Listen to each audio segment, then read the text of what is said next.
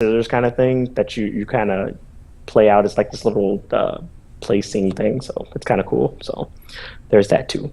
But yeah, I think that's pretty much it. And yeah, fun times, fun times. So much. Right. Well, I appreciate that it's broken up into little pieces, so It maybe I'll is. play it like Final Fantasy. Here we go. You're never gonna get anywhere to tropical. You either live to finish the backlog tropical or die never having something. I need to figure out what I said that one time. It was so good. I forgot it. Fix it. Fix it. I don't know. I mean, you can't really play from save point to. I mean, you can play like save point to save point, but it's just going to be like every mission then instead of Yeah, because it's not gonna be like sometimes in Final Fantasy I'll just walk through two screens and like, oh, another Moogle. It's like, well, I guess my playtime is over. that's a terrible way to play. By the way, terrible way to play. Gosh, I don't know. Final RPG. It's like if he gets one game a year, that's like he could finish all the current Final Fantasies by the time the next one's out. After 15. No, he won't. Not playing like that, he won't. Because some of them Maybe, or have at like least- very frequent save points. Oh. He never finish. Tropical. Or be like 1/3 of the way. If you can get like 1 through 5, or like 5 of them in 5 years. God. It's just but 9 is so good. Oh my gosh. Tropical, you're killing me. You're killing me.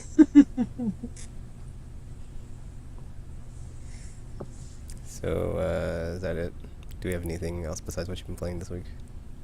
Well, we have some RR if you want to do that. And then there was some news as well. Okay. Do you want to rap? Because we can do that too. Yo. Oh. You meant like wrap up. Yeah. Yeah. Not wrap up. All right. In that case, this week on RR, newly released game today or yesterday for the Vita. It is called. Oh man, it has a really long name. Well, okay, so for those of you who haven't heard this, RR is Ask RPG about RPGs. Now, these won't always necessarily be RPGs, but they will have. They haven't been. Yeah, they will have qualities of certain RPGs, and generally they'll be sort of more different type games. So this week, the first one that we have is it's called Hyper Devotion Noir Goddess Blackheart.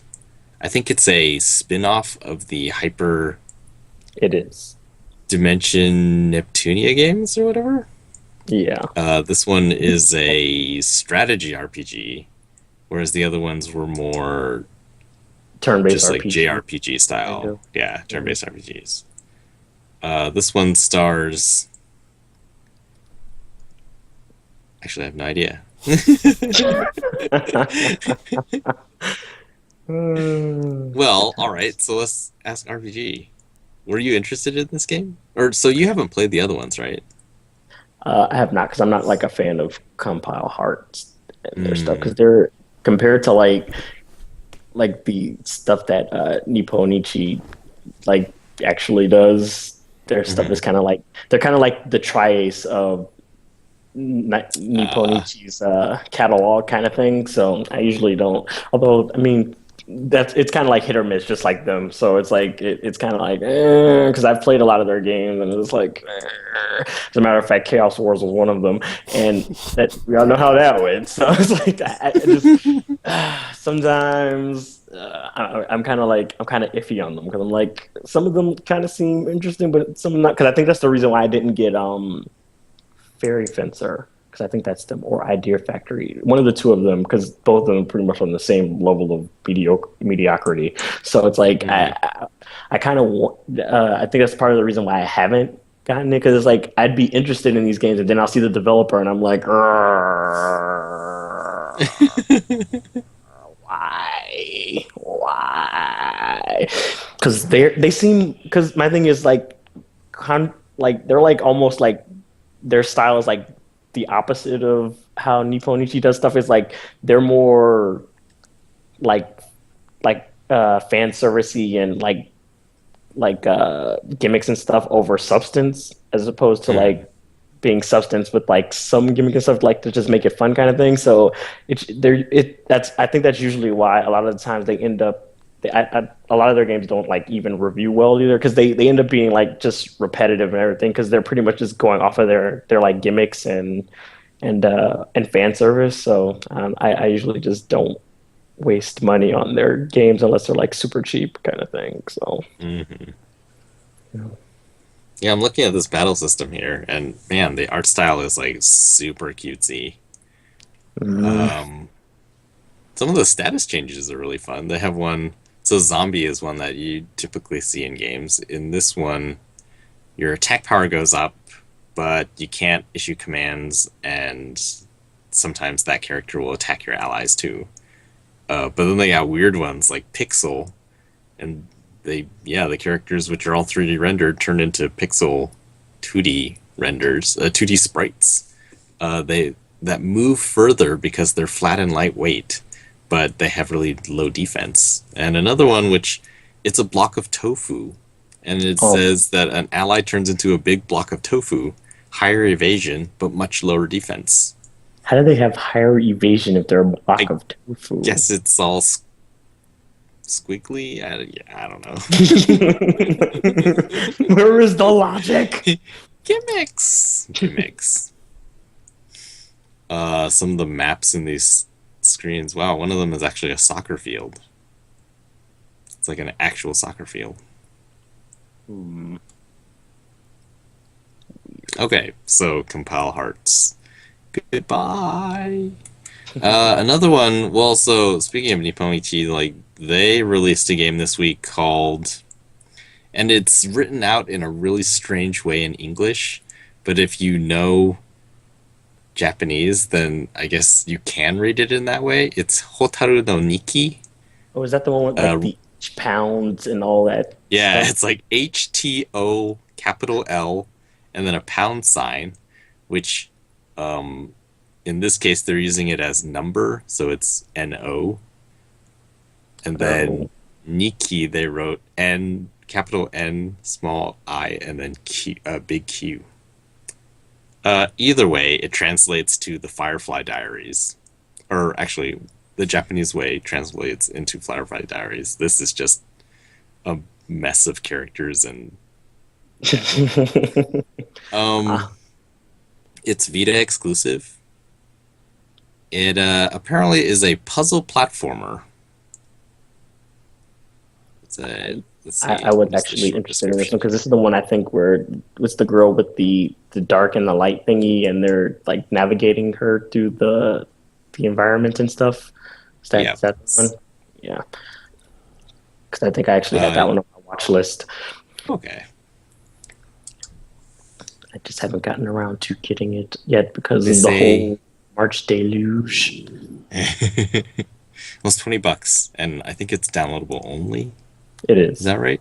from Okay. my understanding. Yeah. It's supposed to be very atmospheric, bleak and dark world, and you have amnesia, or the little girl has amnesia, and you never actually control her directly. You control two fireflies, one that works in the light and another one that works in the darkness, using the touchscreen, and you basically use them to manipulate the environment and stuff and get through it, I guess.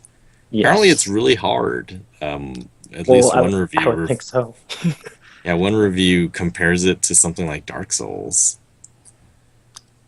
I don't Yes. know how. I guess that means dying a lot, I and think they that's how mean you in figure out how difficulty. to do it. Oh, just okay.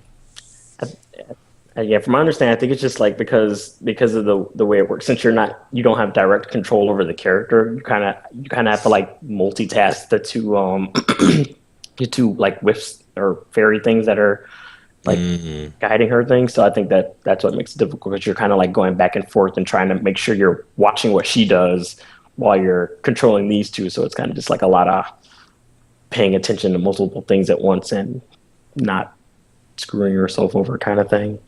Huh. But yeah, that one was on my watch list. I just haven't picked it up because I wasn't sure whether or not I wanted to get it or not because of all the other games that were coming out. So I was like, I'll just wait until it like drops in price, I guess, and I'll pick it up. But yeah, it was on my watch list, so I probably will be getting it eventually. Cool. Yeah, that one does sound interesting. What is your game that's coming out March 10th? Or is it March 10th or is it March 3rd? Like, is it next 10th. week? You're talking Oh, about it's the you're talking 10th. about Tokyo Twilight Ghost Hunters, that one? Okay, so is that the start of the March deluge for you? No, Mario versus Donkey Kong comes out next week, Oh, okay. and then it'll be Tokyo Twilight, and then the next week after that, it's like 2 games each week, and then Bloodborne comes out at the end of the month. Okay. Well, in that case, I guess we'll get to Tokyo Twilight Ghost Hunters next time, because yeah, I guess RPG already knows stuff about that one, so that'll be interesting to hear. I look at it and it seems interesting. So I know when it was first announced, I was like, this sounds weird, but at the same time, it's like I've played some strange games before, so it wouldn't be the first time. But it's yeah, so I'm interested to see how that one goes. But yeah, I think I pre-ordered that one like a long time ago when we first announced it. So, but it got delayed because it was actually supposed to come out this week, but okay, it got pushed to March. yeah, So, the release information on that game is really confusing. Apparently, like ASCII, or is that Axis? Is that Axis, I think it's how Axis? they say it. Yeah, Yeah, just they're spelled. publishing it in the U.S., but I think it's Nipponichi America is publishing it in Europe, Yes. right? Yeah, just like that's strange and That is, confusing. So if it's you search it, most likely you'll find the Nipponichi's website for it, and that one says I think it's like March 13th in Europe, and then there's yes. no mention of an American release. So I was like, well, how is it coming out here, or what's going on? It's like you don't know. I don't know anything. But yeah. So yeah, that'll be next time we do next time on RR. Arr.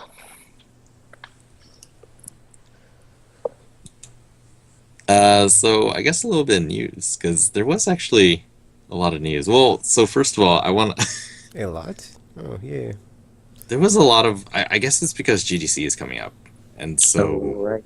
announcements are coming out before that, Oh, so that they yeah, can talk the about stuff at GDC lead up without to E3. yeah.